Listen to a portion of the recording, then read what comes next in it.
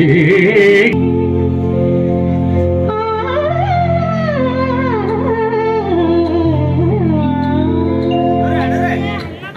ರಾಜನಾದ ಚಂದ್ರಭಾನು ಎಂಬ ರಾಜನು ಬೇಟೆಯಾಡುವಾಗ ಜಿಂಕೆ ಒಂದು ಮಹಾವಿ ವಿಶ್ವಾಮಿತ್ರರು ಶ್ರೀರಾಮನ ಬಳಿಗೆ ಹೋಗಿ ರಾಜ ಚಂದ್ರಭಾನುವನ್ನು ಸಂಹರಿಸಲು ಹೇಳುತ್ತಾನೆ. ಆಗ ಶ್ರೀರಾಮನು ರಾಜನನ್ನು ಸಂಹರಿಸುತ್ತೇನೆ ಎಂದು ವಚನ ಕೊಡುತ್ತಾನೆ. ಇದನ್ನು ತಿಳಿದ ಚಂದ್ರಭಾನು ರಾಜನು ಆಂಜನೇಯನ ತಾಯಿ ಬಳಿಗೆ ಹೋಗಿ ಕಾಪಾಡಿ ಎಂದು ಕೇಳುತ್ತಾನೆ. ಆಗ ಆಂಜನೇಯನು ಶ್ರೀರಾಮನಿಂದ ಕಾಪಾಡುವುದಾಗಿ ವಚನ ಕೊಡುತ್ತಾನೆ. ಹೀಗೆ ರಾಮಾಂಜನೇಯರು ತಾವು ಕೊಟ್ಟ ವಚನವನ್ನು ಉಳಿಸಿಕೊಳ್ಳಲು ನಡೆಯುವುದೇ ಈ ರಾಮಾಂಜನೇಯ ಯುದ್ಧ. ರಾಮ ರಾಮ ರಾಮ ಸೀತಾರಾಮ.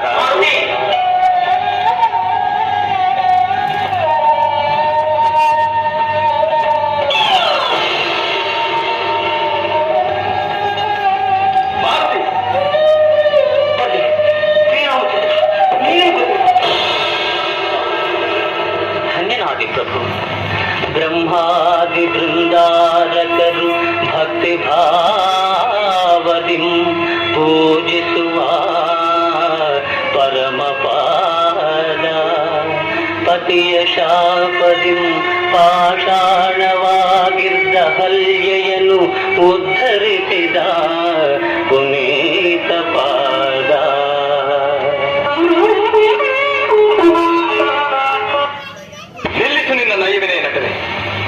ಸಹಸ್ರಾರು ಸ್ವಜನರ ಬಂಧು ಮಿತ್ರರ ಅಲ್ಲದೆ ಈ ವೀರರತ್ನಗಳ ಸರ್ವನಾಶಕ್ಕೆ ಕಾರಣನಾದ ಕೊಲೆ ಪಾತಕಿ ನೀನು. ನಾನೇ ಮತ್ತ ತಾಕೆಟ್ಟ ಕೋತಿ ವನವನ್ನೆಲ್ಲ ಕೆಡಿಸಿದೆ. ಇಷ್ಟಕ್ಕೆಲ್ಲ ಕಾರಣನಾದವನು ನೀನೇ. ಸಕಲ ಚರಾಚರ ಪ್ರಪಂಚದ ಒಳಗೂ ಹೊರಗೂ ಇದ್ದುಕೊಂಡು ಕಪಟ ನಾಟಕ ಸೂತ್ರಧಾರಿಯಾಗಿ ಜಗನ್ನಾಟಕವನ್ನು ಆಡಿಸುತ್ತಿರುವನು ನೀನೇ ಆಗಿರುವಾಗ ನಾನು ಹೇಗೆ ಕಾರಣನಾಗುತ್ತೇನೆ ಪ್ರಭು? ಸಾಕು ನಿನ್ನ ಗೊಡ್ಡು ಬೇಡ ಅಂತ. ಇಂಥ ಕುಯುಕ್ತಿಗಳಿಂದ ಯಾರಿಗೆ ಮಂಕುಬೂದಿಯನ್ನೆಚ್ಚಲು ಹವಣಿಸುತ್ತಿದೆ? ಮಾಯಾಧವನಿ, ನಿನಗೆ ಮಂಕುಬೂದಿಯನ್ನೆರಚುವ ಸಾಮರ್ಥ್ಯ ಯಾರಿಗಿದೆ? ಅದರಲ್ಲೂ ನಾನು ನಿನ್ನ ಸೇವಕನಾದವನು ಸ್ವಾಮಿ ಆಜ್ಞೆಯನ್ನು ಪಾಲಿಸಬೇಕಲ್ಲವೇ? ಅವಶ್ಯಕವಾಗಿ ಮಾತನಾಡದೆ ಪ್ರಾಣವನ್ನಾದರೂ ಒಪ್ಪಿಸಿ ಪಾಲಿಸಲೇಬೇಕು. ಅದೇ ಸೇವಕನ ಧರ್ಮ. ಆ ಯಜ್ಞ ವಿಘಾತಿಯನ್ನು ಕೂಡಲೇ ತಂದೊಪ್ಪಿಸಿ. ಇದು ನನ್ನ ಆಜ್ಞೆ. ಚಂದ್ರಭಾನುವನ್ನು ಬಿಟ್ಟುಕೊಟ್ಟಲ್ಲಿ ಸ್ವಾಮಿಯ ಹಿತಚಿಂತನೆಯಾಗಲಾರದು. ಸೇವಕರು ಸ್ವಾಮಿಯು ಸೌಮ್ಯದಿಂದಿರುವನೆಂದು ತಿಳಿದು ಹೇಗೆ ಸರಿಗೆಯನ್ನು ತೆಗೆದುಕೊಳ್ಳಬಾರದು, ಅದೇ ರೀತಿ ಸ್ವಾಮಿಯು ಕ್ರೋಧದಿಂದಿರುವನೆಂದು ತಿಳಿದು ಹೆದರಲೂಬಾರದು. ಸದಾ ಸರ್ವದಾ ಸ್ವಾಮಿಯ ಹಿತಚಿಂತನೆ ಮಾಡುವುದೊಂದೇ ಸೇವಕನ ಧರ್ಮ. ಧರ್ಮವೆನ್ನುತ್ತಾ ಸಲ್ಲದ ಮಾತುಗಳನ್ನಾಡಬೇಡ. ಚಂದ್ರಭಾನುವನ್ನು ಬಿಟ್ಟುಕೊಟ್ಟು ನಿನ್ನ ಕರ್ತವ್ಯವನ್ನು ನೆರವೇರಿಸುವೆಯೋ ಇಲ್ಲವೋ?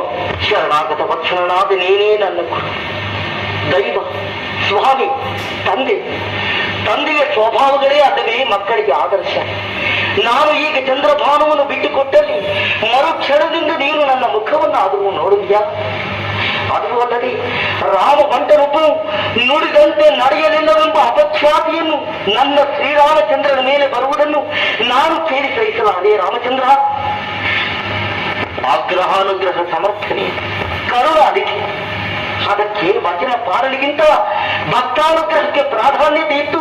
ಚಂದ್ರಭಾನುವನ್ನು ಮನ್ನಿಸಿ ನನ್ನನ್ನು ಕಾಪಾಡುವುದೇ ನಿನ್ನ ನೀತಿ ತಂದೆ. ಮೊಮ್ಮಗನು ಮುತ್ತಾತನಿಗೆ ಮಾತು ಕಲಿಸಿದ ಎನ್ನುವಂತೆ ನನಗೆ ಉಪದೇಶ ಮಾಡಲು ಪ್ರಾರಂಭಿಸಿದೆಯಾ? ಎಷ್ಟಾದರೂ ಕಪಿಗಳು ನೀವು, ರೀತಿ ನೀತಿಗಳನ್ನು ನೀವೇನು ಬಲ್ಲಿರಿ? ಮರದಿಂದ ಮರಕ್ಕೆ ಹಾರುತ್ತಾ ಅಡವಿಯಲ್ಲಿ ಸೊಪ್ಪು ಸೆದೆಗಳನ್ನು ತಿನ್ನುವುದಕ್ಕಿಂತ ಹೆಚ್ಚಿನ ದೊಡ್ಡ ಕಾರ್ಯಗಳನ್ನು ನೀವೇನು ಮಾಡಬಲ್ಲಿರಿ? ಚೆನ್ನಾಗಿ ನೋಡಿದೆ ರಾಮಚಂದ್ರ. ಈ ಲೋಕದಲ್ಲಿ ನಮಗೆಲ್ಲಿ ಸ್ಥಾನವಿದೆ? ನಿಮಗೆ ತಿಳಿದಿರುವಂತಹ ನೀತಿ ವಿಚಾರಗಳು ಮಂದಬುದ್ಧಿಗಳಾದ ನಮಗೆ ಹೇಗೆ ತಿಳಿಯಬೇಕು? ನೀನು ಮಾಡಿರುವ ಘನಕಾರ್ಯಗಳು ನಮ್ಮ ಕೈಯಲ್ಲೇನಾದೀತು. ಗುರುವಾದ ವಿಶ್ವಾಮಿತ್ರನ ಆಜ್ಞೆಯನ್ನು ಶಿರಸಾವಹಿಸಿ ಅಬಲೆಯಾದ ತಾಟಿಕೆಯನ್ನು ಕೊಂದದ್ದು ಒಂದು ದೊಡ್ಡ ಕಾರ್ಯ. ಮರದ ಮರೆಯಲ್ಲಿ ನಿಂತು ವಾದಿಯನ್ನು ಕೊಂದದ್ದು ಒಂದು ದೊಡ್ಡ ಕಾರ್ಯ. ಸೀತಾಮಾತೆಯನ್ನು ಅಪಹರಿಸಲು ರಾಮನನ್ನು ಹೂಡಿದ ತಂತ್ರವನ್ನು ಅರಿಯದೆ ಮಾರೀಚನನ್ನು ಬೆನ್ನಟ್ಟಿ ಅವನನ್ನು ಕೊಂದದ್ದು ಒಂದು ದೊಡ್ಡ ಕಾರ್ಯ. ವಿಭೀಷಣದಿಂದ ಲಂಕೆಯ ಗುಟ್ಟನ್ನರಿತು ರಾಮನನ್ನು ಕೊಂದದ್ದು ಒಂದು ಘನ ಕಾರ್ಯ. ಕಾರ್ಯ. ಇಂತಹ ದೊಡ್ಡ ದೊಡ್ಡ ಕಾರ್ಯಗಳು ನಮ್ಮ ಕೈಯಲ್ಲೇನಾದೀತು ರಾಮಚಂದ್ರ. ಎಷ್ಟೇ ಆಗಲಿ ಕೋಡಗಳು ನಾವು ಅಡವಿಯಲ್ಲಿ ಹರಿದರೆದು ಸೊಪ್ಪು ಸೊಡೆಗಳನ್ನು ತಿನ್ನುವುದೇ ನಮ್ಮ ಪ್ರಾರಂಭ. ಸಾಕು ಮಾಡಿದ ಹರಟೆ. ದೊಡ್ಡವರು ಚಿಕ್ಕವರೆಂಬ ತಾರತಮ್ಯವಿಲ್ಲದೆ ಮಾತನಾಡಬೇಡ. ಉಚ್ಚಟತನವನ್ನು ಬಿಟ್ಟು ಚಂದ್ರಭಾನವನ್ನು ತಂದೊಪ್ಪಿಸುವೆಯೋ ಇಲ್ಲವೋ? ಶರಣಾರ್ಥಿಯನ್ನು ಬಿಟ್ಟುಕೊಟ್ಟು ಧೂರ್ತ ನೆನೆಸಿಕೊಳ್ಳಲ್ಲ. ಗುರುವಾಜ್ಞೆಯನ್ನು ಪ್ರತಿಜ್ಞೆಯನ್ನು ಮರೆತು ನಾನೇ ಧೂರ್ತ ನೆನೆಸಿಕೊಳ್ಳಬೇಕಲ್ಲವೇ? ಹಿಂದೆ ಭಾರ್ಗವರಾಮನು ಮಾತೃವಧಿ ಮಾಡಿದ. ಇಂದು ಭಾಸ್ಕರ ರಾಮನು ಪಿತೃವಧಿ ಮಾಡಲು ಉದ್ಯುಕ್ತನಾಗ್ತಾನೆ. ಕ್ಷಮಿಸು ರಾಮಚಂದ್ರ, ಈ ಲೋಕದಲ್ಲಿ ಶಾಶ್ವತವಾದ ಅಪಕೀರ್ತಿಪ್ರದವಾದ ನಾರದ ಪಿತೃವ್ಯ ಮಾಡದ ಹೋಮಕ್ಕೆ ಚಂದ್ರಭಾನವನ್ನು ಒಪ್ಪಿಸಲು ನಾನು ಸಂಸ್ಕಾರಿ ಅದರ ಪಾದ ಹಿಡಿಯುವ ರಣಹೇಳಿಗೆ ಯುದ್ಧ ಬೇಕೆ. ಅಪಾದಿ ಭಕ್ತಿ ರಾಮಚಂದ್ರ, ನನ್ನ ಶೌರ್ಯ ಶಾಸ್ತ್ರವನ್ನು ನಿನಗೆ ತಿಳಿಯದೇ ಇಲ್ಲ. ಅಪಾರ ಪಾರಾವಾರವನ್ನು ರಂಗಿಸಿ ಏಕಾಂಗಿಯಾಗಿ ಲಂಕಾನಗರವನ್ನು ಪ್ರವೇಶ ಮಾಡಿ ಅಕ್ಷಯ ಕುಮಾರನನ್ನು ಸಂಹಾರ ಮಾಡಿ ಅಶೋಕವನವನ್ನು ವಿಧ್ವಂಸ ಮಾಡಿ ಲಂಕೆಯನ್ನು ಅಗ್ನಿಗೆ ಆಹುತಿಯಿಟ್ಟು ರಾವಣರ ಸಂಗ್ರಾಮದಲ್ಲಿ ರಾಮನಿಗೆ ವಿಜಯಲಕ್ಷ್ಮಿ ವರವನ್ನು ಸಂಪಾದಿಸಿಕೊಟ್ಟು ವಿಶ್ವವಿಖ್ಯಾತನಾದ ವೀರಾಂಜನೇಯನನ್ನು ಯಾರು ಹೇಳಿ ಎಂದು ಕರೆಯುವರು? ಓಹೋ, ಅದು ನಿನ್ನ ಹೆಮ್ಮೆ. ನೀನು ಹೊಂದಿದ ಮಹಾಖ್ಯಾತಿಗೆ ಕಾರಣರಾದವರು ಯಾರೆಂಬುದನ್ನು ಮರೆತೆಯಾ? ಕೃತಜ್ಞ. ನೇರಾಗಿ ರಾಮಭಕ್ತರನ್ನು ರಕ್ಷಿಸುತ್ತೇನೆ ಎಂದು ಹೇಳಿದ ಮಾತ್ರಕ್ಕೆ ಸ್ವಾಮಿ ಮುಂದೆ ದ್ರೋಹಿಯಾಗಿ ನಿಲ್ಲಬೇಕಾಗಿದೆ. ಇನ್ನು ವಿಶ್ವ ಸಾಮ್ರಾಜ್ಯದ ಸಾರ್ವಭೌಮನಾಗಿ ಅಸಂಖ್ಯಾತ ಪ್ರಜಾಕೋಟೆಯ ಸಂರಕ್ಷಣೋದ್ಯೋಗದಲ್ಲಿ ಪ್ರತಿದಿನವೂ ಗಂಡಾಂತರವೇ ಅನ್ನಬೇಕು. ಸಾಕು ಮಾಡಿದ ವಾಚಾಲತೆಯನ್ನು ಯಜ್ಞ ವಿಘಾತಿಯನ್ನು ಒಪ್ಪಿಸುವೆಯೋ ಇಲ್ಲವೋ ಹೇಳು. ಶರಣಾರ್ಥಿಯನ್ನು ನಿನಗೆ ಒಪ್ಪಿಸಿ ಹತ ಮಾಡಿಸುವಂತಹ ಪರಮ ಪತಿತನಲ್ಲ ಈ ರಾಮಭಟ್ಟ. ಹಾಗಾದರೆ ನೀನು ಅದನ್ನು ಎಲ್ಲಿವರೆಗೆ ಕಾಪಾಡಬಲ್ಲೆ? ಶ್ರೀರಾಮನಾಮವು ನನಗೆ ಶಕ್ತಿಯನ್ನು ಪ್ರಸಾದಿಸುತ್ತಿರುವವರೆಗೆ. ರಾಮಬಾಣ ಅಮೋಘವೆಂದು ತಿಳಿದಿದೆ.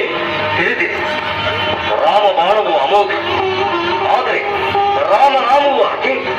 ಹಾಗಾದರೆ ನನ್ನ ಶರವೃಷ್ಟಿಯನ್ನು ತಡೆ, ಸಿದ್ಧರಾಗಿಯೇ ಇದ್ದೇನೆ.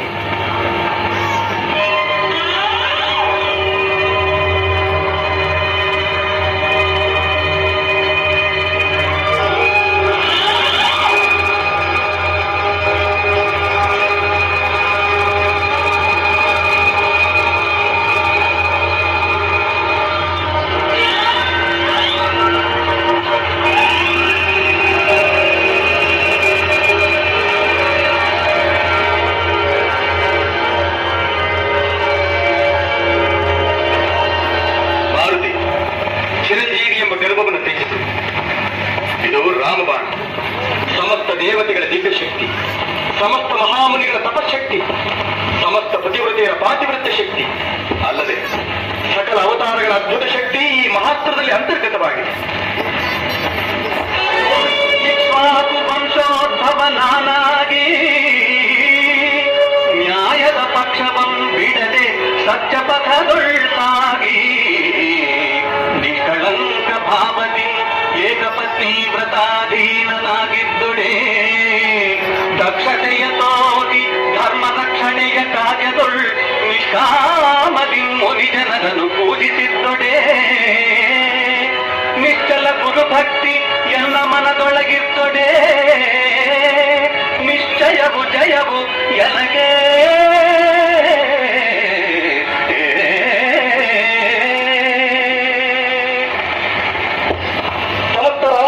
ಹೃದಯದಲ್ಲಿ ತುಂಬಿದ ಸಾಮರ್ಥ್ಯದ ಘಟಿತವಾದ ಪುರಾಣಿಗೆ ನನ್ನನ್ನು ರಕ್ಷಿಸುತ್ತದೆ.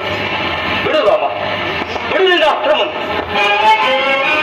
ಮುಕ್ತಿಧಾಮ ಶ್ರೀರಾಮನ ಪಾದಗಳನ್ನು ಬಿಹ ಭಕ್ತನಾಗಿ ಬ್ರಹ್ಮಚರ್ಯವ ಪಾಲಿಸುತ್ತ ನಿತ್ಯವೂ ಸ್ವಾಮಿ ರಾಮನೇ ತೋರಿದಾದರಿಸ ಪಥದೊಳು ಸಾಗಿದ್ದೊಡೆ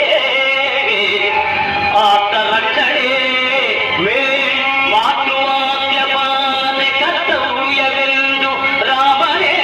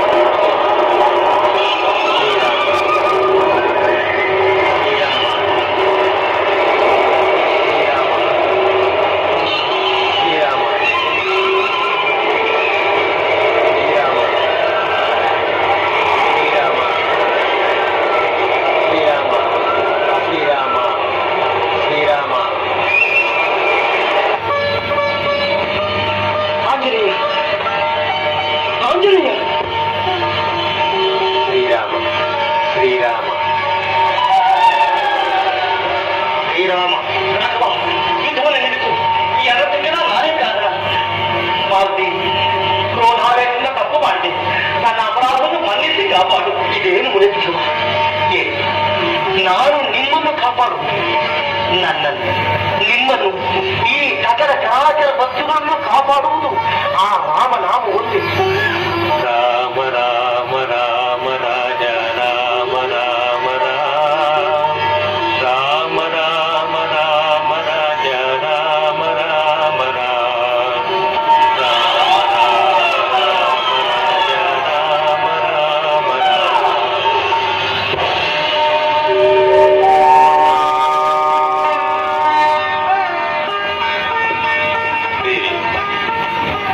ನೋಡಿದೆಯಾ ಪತಿಯ ಮಹಿಮೆಯನ್ನು? ಶಂಭೋ ಶಂಕರ.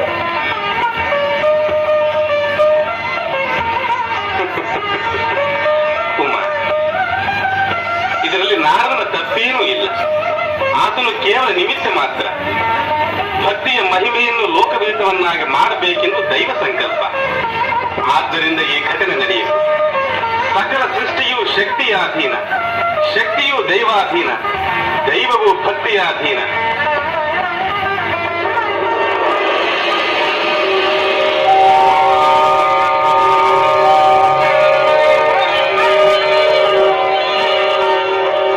ತಥಾಸ್ತು.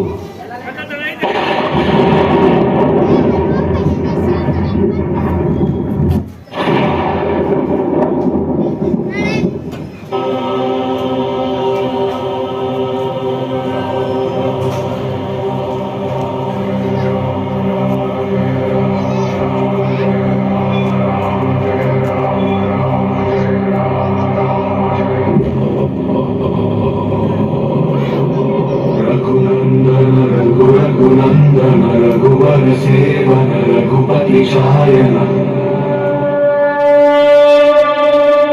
शतयोजन शत शतयोजन शरधि नियोजन शर परिलंघन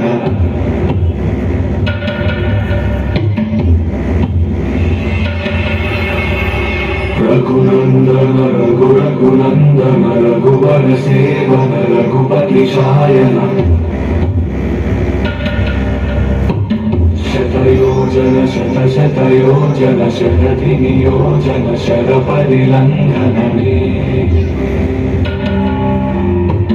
हरिभाजन हरिभाजन हरिमद भाजन दशभुवन स्मार्जन